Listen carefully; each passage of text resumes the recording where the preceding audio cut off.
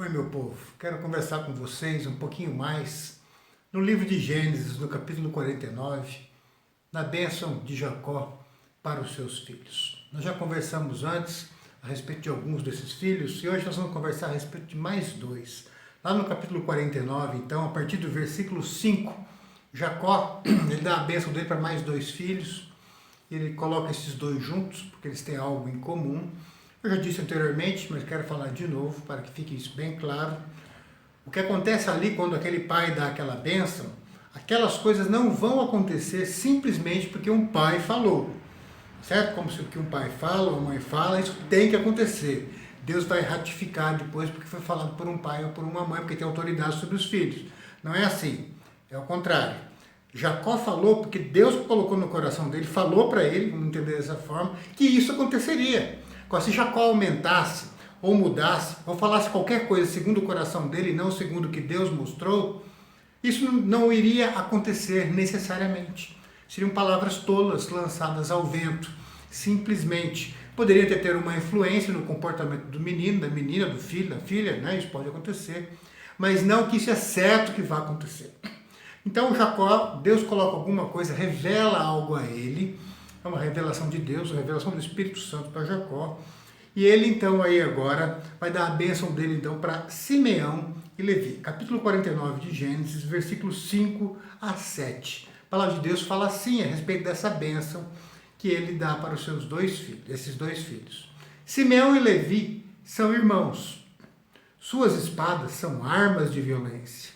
Que eu não entre no conselho deles, nem participe da sua assembleia, porque em sua ira mataram homens, a seu bel prazer aleijaram bois, cortando-lhes o tendão. Maldita seja a sua ira tão tremenda e a sua fúria tão cruel. Eu os dividirei pelas terras de Jacó e os dispersarei em Israel. Veja o que aquele pai está dizendo. Ele fala coisas que são difíceis para um pai falar para um filho.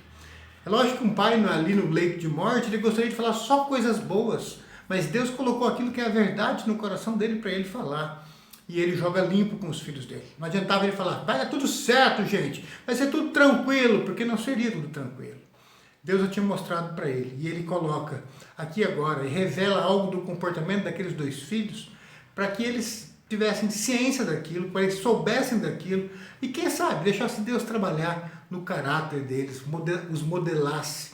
Tem muita gente, tem muito crente que fala, pastor, eu sou assim, eu não quero saber, vão ter que me engolir e me aceitar do jeito que eu sou, é o jeito da madeira. Gente, esquece essas falazinhas, que isso é coisa de gente do mundo que acha que a gente não muda.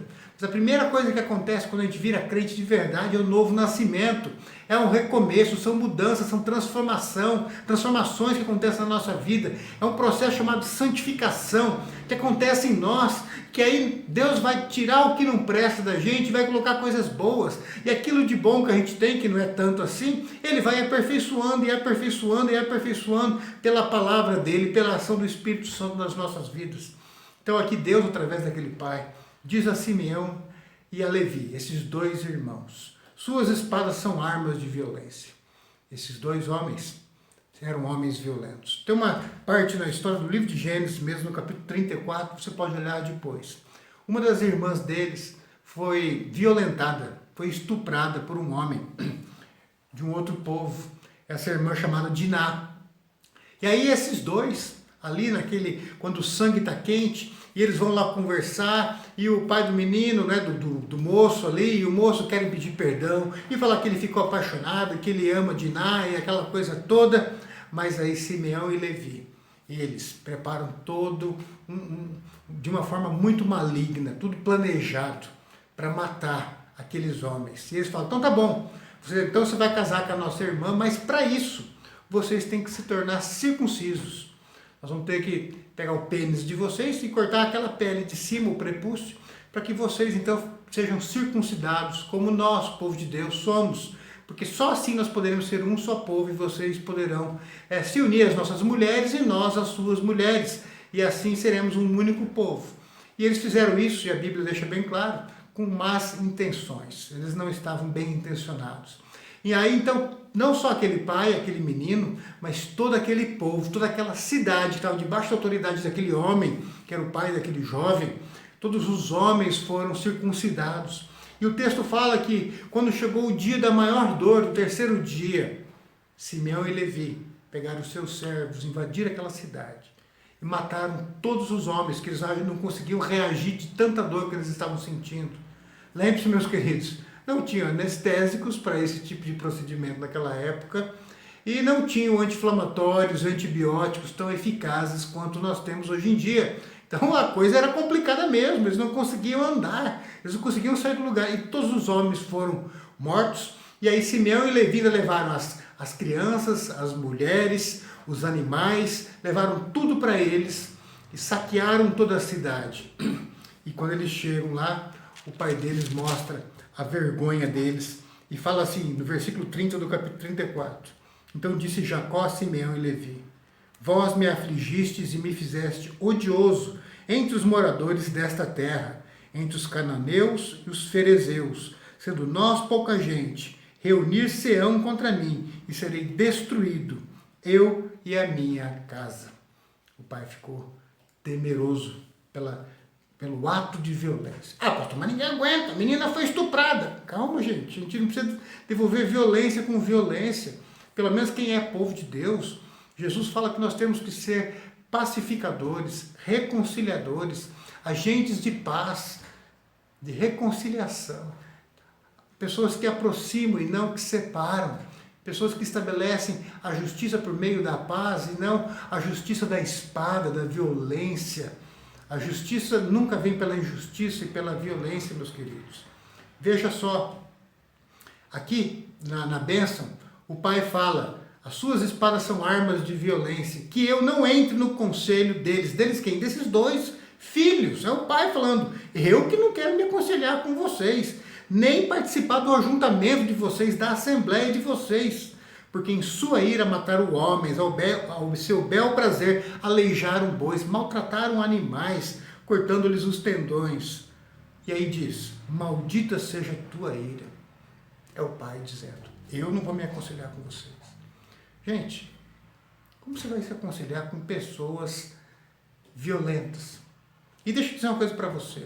Você que é crente, você está pensando que essa palavra não é para você, porque você nunca briga, você nunca levantou a mão para ninguém. A violência tem sim, tem os crentes esquentadinhos, que quer bater com todo mundo, que acha que brigar é normal, que eu sou assim mesmo. Não, o crente não pode ser assim. Só que existem outros tipos de violência que é exercido muitas vezes de uma forma disfarçada. Existe a violência, por exemplo, da chantagem. Aquela pessoa que não vai levantar a mão, não vai ameaçar com uma espada, com um revólver, com um murro, com um golpe, de kung fu, karatê, judô, sei lá o que, um boxe, né? Não, mas existe a violência da chantagem. Se você não fizer isso, eu vou fazer aquilo. Se você fizer aquilo, eu vou fazer aquilo. Se você fizer isso, eu não vou fazer aquilo para você. Você está vendo o que você está fazendo? Assim você está me magoando. Você está vendo isso? Tá? E vai pressionando e constrangendo a pessoa. Ao invés de sentar e resolver o problema, fica trabalhando com chantagem. Isso é uma violência. Existe um outro tipo de chantagem que aparenta humildade e aparenta que a pessoa quer ser um instrumento de paz, mas é um ato de violência. É a pessoa que exerce a violência da chantagem emocional. Você está vendo, meu filho, o que eu fiz para você fazer isso comigo? Aonde que eu errei? Cadê a sua consideração pela sua mãe, pelo seu pai? Olha só, olha isso. Isso também é um ato de violência, feito uma vez, duas, não. Mas tem gente que faz isso todo dia, e através dessas palavras tenta controlar o outro. E muitas vezes os filhos se revoltam por causa dessa violência que eles recebem todo dia, essa chantagem. Sabe, às vezes a gente acha que violência é só gritar. Isso é a pessoa que grita, que quer brigar, que alopra com todo mundo o tempo inteiro. É um ato de violência. Mas a pessoa que está sempre fazendo biquinho e dando uma ditadinha, e de perseguida, de injustiçada, sempre eu, estou sempre sofrendo. Isso é um ato de violência também. Isso é um ato de violência porque você constrange a pessoa. Você força a pessoa contra a vontade dela, nem por amor a você, nem por amor, mas pelo medo de te magoar, pelo medo, e assim vai, vários tipos de medo, acaba fazendo, só que ela é forçada também. Então isso é um ato de violência. Aqui, Jacó está dizendo: meus filhos, vocês são violentos. Vocês são violentos. Eu não me aconselharia com vocês. Quando eu tenho alguma dúvida, não é para vocês que eu vou perguntar, porque eu conheço a violência de vocês. Meu irmão e minha irmã, você é uma pessoa violenta? Pela violência do murro, do tapa, ou pela violência sabe, isso que fala, olha, se você fizer isso, eu não vou fazer aquilo. Ah, você não está fazendo isso, também não vou fazer aquilo. Ou da chantagem emocional. Você é violenta dessa forma? Cuidado, cuidado. Você pode trazer muita destruição, muita dor para as pessoas. E você pode acabar com o seu lar, com as suas amizades. Você se torna uma pessoa cruel, como é dito no versículo 7. E aqui diz, maldita a sua ira, tão tremenda, e a sua fúria tão cruel. Pastor, mas quando eu faço aquilo, quando eu falo aquilo para o meu filho, eu estou chorando, eu estou quebrantada. Querida, a violência tem várias formas. Eu tenho algumas experiências na minha vida nas quais as pessoas foram violentas comigo no falar, no agir. Mas eu conheci uma pessoa de forma especial, que foi a pessoa que mais me machucou. E foi uma pessoa que agiu de uma forma tranquila. Era uma pessoa violenta, mas era uma pessoa que passava com as palavras como se fosse uma pessoa pacífica. Olha, eu já sou um senhor, estou há tanto tempo com Cristo. Pastor, não faça isso, não diga isso, não faça aquilo, porque senão, olha, eu sei algumas coisas de você, e isso, aquilo. Sabe assim, essa conversinha? E aí fica usando de mentira, fica usando de chantagem, fica usando de um monte de coisa. Cuidado! Tem gente que até chora, e chora com vontade mesmo, não está sendo artista da Globo, não. Cuidado com essa violência, porque essa violência, seja a violência do tapa, seja a violência da chantagem emocional, ela é maldita, ela traz destruição, ela traz morte, ela traz sofrimento, ela quebra amizades, ela destrói vidas e visão das pessoas, desanima o jovem de continuar vivendo, de ter amor à família, de ter amor a ir à igreja. Cuidado com essas coisas. Maldita seja a tua ira tão tremenda e a sua fúria tão cruel. Nós temos que parar de ser violentos e ser agentes de paz. Veja aqui, é o próprio Deus falando a respeito, através daquele pai, por meio daquele pai, para aqueles dois filhos. Eu os dividirei pelas terras de Jacó e os dispersarei em Israel. Vocês não vão prosperar na vida de vocês. Vocês querem um tapa aqui, é um murro ali, é uma palavra atravessada por outra. Você está certo, vou sentar a mão na cara dele. Ou pela tua chantagem, seja ela emocional ou não, olha o que Deus está dizendo para você.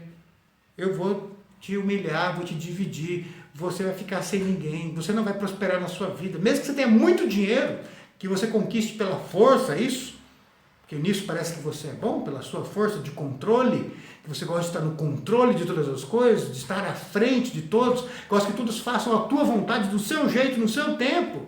Deus fala, você vai perder tudo isso, você vai ficar sozinho. As pessoas vão parar de te convidar, as pessoas não vão querer ficar perto de você, as pessoas não vão procurar conselhos mais com você, por causa do seu jeito controlador, dominador e violento. Sejamos então pessoas pacíficas, amorosas, que perdoam, que não agem como Simeão e Levi. Dois filhos de um homem de Deus, mas que no fim da vida daquele pai teve que dar palavras duras, para quem sabe esses homens agora se arrependessem e se colocassem diante de Deus e passassem a viver a sua vida não fundamentada na violência, mas fundamentada no amor, no perdão, na reconciliação. Se tornassem pacificadores e não homens de guerra. Entrega, meu irmão, as suas guerras para Deus. Para de ser guerreiro, de querer brigar com as pessoas, de querer controlar as coisas do seu jeito, do seu tempo, seja no murro, seja no chorinho. Deixa Deus ser o Senhor, deixa Ele lutar as suas guerras e seja uma pessoa pacífica e de paz, como o nosso Senhor Jesus Cristo é, o príncipe da paz. Em nome de Cristo. Amém.